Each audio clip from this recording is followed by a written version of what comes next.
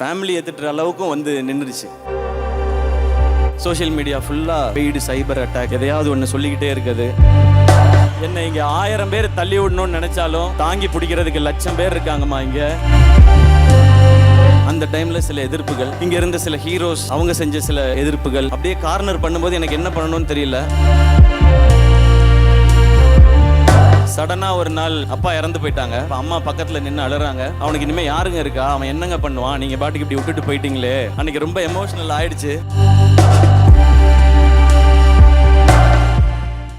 நான் உழும்போது கை தந்து எந்திரிக்கும் போது கை தட்டுற என்னுடைய ஃபேன்ஸ் ஆன என் பிரதர்ஸ் அண்ட் சிஸ்டர்ஸ் எல்லாருக்கும் வணக்கம்.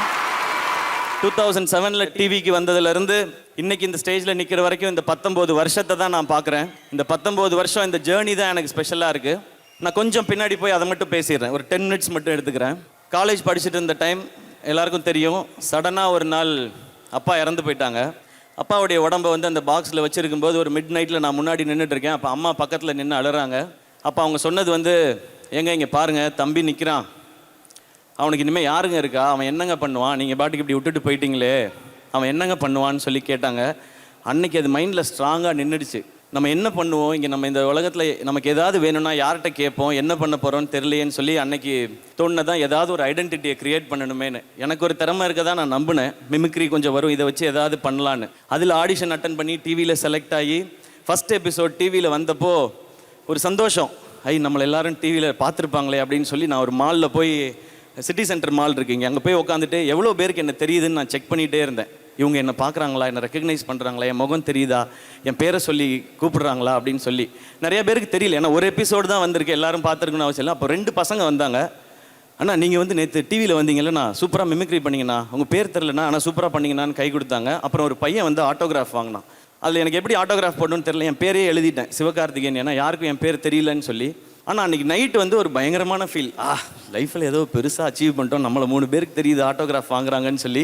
அன்றைக்கி எதிர்நீச்சல் படத்தில் நான் மொட்டை மாடியில் டான்ஸ் ஆடிட்டு இருப்பேன்ல தூங்காமல், அந்த மாதிரி நான் டான்ஸ் ஆடிட்டு இருந்தேன். அப்போ இவ்வளோ பேருக்கு, இன்னும் நிறையா பேருக்கு தெரியணும்னா என்ன செய்யணும், எவ்வளோ வேலை கிடைக்குதோ அவ்வளோத்தையும் பண்ணணும், இன்னும் நல்லா என்டர்டெயின் பண்ணணும்னு சொல்லி ஓடிக்கிட்டே இருந்தேன். அப்புறம் கரெக்டாக நிறைய எபிசோட் பண்ண பிறகு வாகேஷோட ஆடியோ லான்ச் பார்த்து பாண்டராஜ் சார் எனக்கு அந்த முதல் படம் மெரினா வாய்ப்பை கொடுத்தாங்க. அந்த மெரினா படம் பார்க்கும்போது ஃபஸ்ட் டே ஸ்க்ரீனில் வரும்போது, இப்போ நமக்கு யாராவது நம்மளை பார்க்குறாங்களா, கை தட்டுறாங்களா, எல்லாருக்கும் தெரியுதா, கிளாப் பண்ணுவாங்களான்னு பார்த்துட்டே இருந்தேன். ஃபஸ்ட்டு ஃப்ரேமில் காட்டும்போதே தேட்டரில் எல்லாரும் கிளாப் பண்ணாங்க. அன்றைக்கி ரொம்ப எமோஷ்னல் ஆகிடுச்சு. அப்போ தான் நான் உணர்ந்தேன், டிவியில் இவ்வளோ நாள் பார்த்த வேலை நமக்கு ஒரு இடத்த கொடுத்துருக்கு அப்படின்னு சொல்லி. அப்போ இன்னும் உழைக்கணும்னு பயங்கரமாக உழைச்சிக்கிட்டே இருந்தேன். படங்கள் ஹிட் ஆச்சு, அப்போ தான் ரியாலிட்டியும் ஹிட் ஆச்சு. வாழ்க்கை ஜாலியாக ஹாப்பியாகவே இருந்துடாதுன்னு. அந்த டைமில் சில எதிர்ப்புகள், இங்கே இருந்த சில ஹீரோஸ் அவங்க செஞ்ச சில எதிர்ப்புகள், சில ப்ரொடியூசர்ஸ், அசோசியேஷன், கவுன்சில்னு அப்படியே கார்னர் பண்ணும்போது எனக்கு என்ன பண்ணணும்னு தெரியல. அம்மா கேட்ட அந்த கேள்வி திரும்பவும் கேட்டுச்சு, உனக்கு இங்கே யார் இருக்கா, நீ என்னப்பா பண்ணுவ அப்படின்றது கேட்டுச்சு. எனக்கு தெரிஞ்சது வேலை செய்கிறது, உழைக்கிறது மட்டும்தான், திரும்ப உழைப்போன்னு சொல்லி திரும்ப உழைச்சிக்கிட்டே இருந்தேன். அதுக்கப்புறம் படங்கள் பெருசாச்சு, இன்னும் கொஞ்சம் நிறைய பேருக்கு தெரிய ஆரம்பிச்சு, படங்கள் ஹிட் ஆச்சு. அப்புறம் இப்போ சிச்சுவேஷன், சோஷியல் மீடியா ஃபுல்லாக பயங்கரமான அட்டாக், ஒரு பெய்டு சைபர் அட்டாக், ஒரு அஜெண்டா ஃபிக்ஸ் பண்ணி எதையாவது ஒன்று சொல்லிக்கிட்டே இருக்குது. அது இந்த முறை கொஞ்சம் எக்ஸ்ட்ரா போய் ஃபேமிலி ஏற்றுற அளவுக்கும் வந்து நின்றுச்சு. இப்போ திரும்பவும் அந்த கேள்வி, அம்மா கேட்ட அதே கேள்வி, யார் இருக்கா உனக்கு தம்பி, நீ என்ன பண்ணுவ, இவன் என்னங்க பண்ண போகிறான், அவனுக்கு யார் இருக்கான்னு. ஆனால் இன்னைக்கு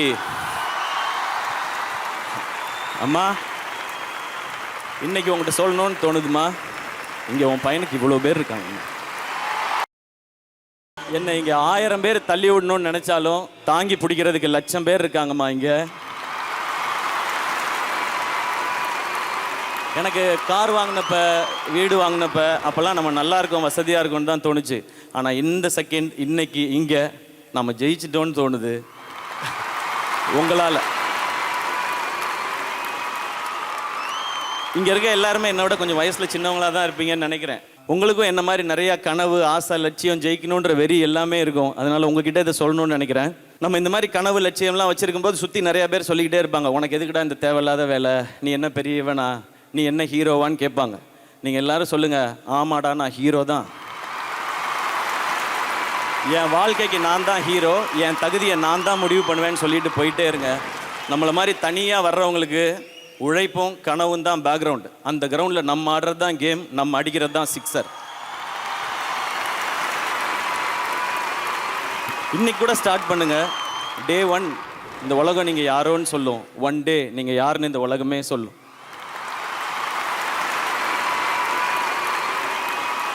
இப்போ நான் சொல்கிறதெல்லாம் என்னை பிடிச்சவங்களுக்கு நம்ம அண்ணன் இப்படி வந்துட்டாரு, நம்மளும் வந்துட முடியும்னு தோணும். என்னை பிடிக்காதவங்களுக்கு இவனே வந்துட்டான், நம்ம வர முடியாதான்னு தோணும். எப்படியோ நான் சொல்ல நினைக்கிறது போய் ரீச் ஆனால் போதும் எனக்கு.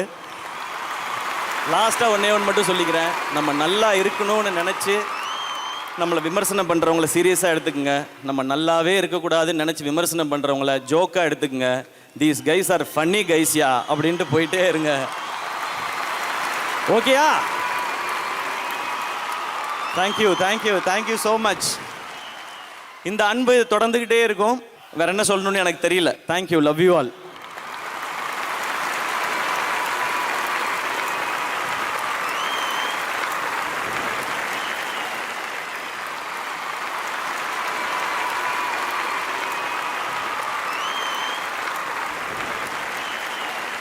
அத்தனை பேரும் அந்த அன்பை இங்கிருந்து கொடுத்துட்டே இருக்கணும்னு ஆசைப்படுறோம். ஆனால் ஒரு ரெண்டு கேள்வி மட்டும் உங்ககிட்ட கேட்கலாம். இன்னும் இருக்கா? ஓகே, ரெண்டு கேள்விண்ணே. 19 வருட பயணம், 25வது படம். நிறைய விஷயங்கள் பார்த்துருப்பீங்க, நிறைய விஷயங்கள் நீங்கள் தாண்டி வந்து நாங்களும் பார்த்துருக்கோம். இதில் நீங்கள் ஒரு பெரிய லேர்னிங்காக எதனா பார்க்குறீங்க? இல்லை, 19 வருஷம் அப்படின்னா அதில் நிறையா இருக்குது கற்றுக்கிட்டது.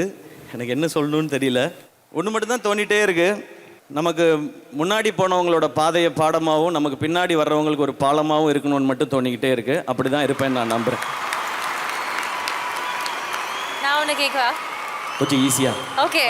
பராசக்தி 1952 வந்து ஒரு கல்ட் கிளாசிக், சிவாஜி சார் நடித்தது.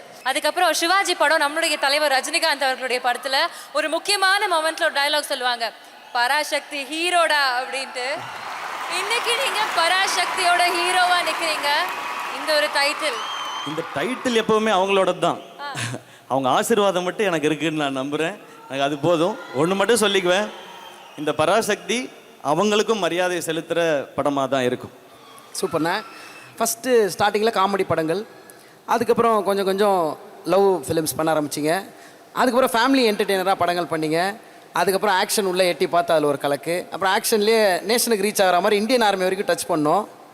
இப்போது அரசியல் படம் பண்ணியிருக்கீங்க. அடுத்து இல்லை நீங்கள் என்ன கேட்க போறீங்க தெரியுது. வேணாம். நம்ம வேலை நடிக்கிறது, நம்ம நடிச்சுக்கிட்டு மட்டும் இருப்போம். நமக்கு அது மட்டும் தான் கரெக்டாக வரும்னு நான் நம்புகிறேன். நம்ம எல்லா ஜானர்ஸு இந்த மாதிரி ஃபிலிம்ஸும் பண்ணணும். அதுதான் நம்மக்கிட்ட இருக்குது. நம்மளை இன்னும் பெட்டர் பண்ணிக்கணும். நிறையா ஜானர்ஸ் பண்ணணும், என்டர்டெயின் பண்ணணும். அதான் அப்பப்போ நம்ம சொசைட்டி பேஸ் பண்ண சீரியஸ் ஃபிலிம்ஸும் நம்ம பண்ணுவோம். அந்த மாதிரி வரும்போது சில விமர்சனங்கள் வரும். பட் அதை நான் எடுத்துக்கல. ஏன்னா அமரன் வரும்போது இது இவங்களுக்கு ஆதரவான படமாக இருக்குது அப்படின்னு சொன்னாங்க. இப்போ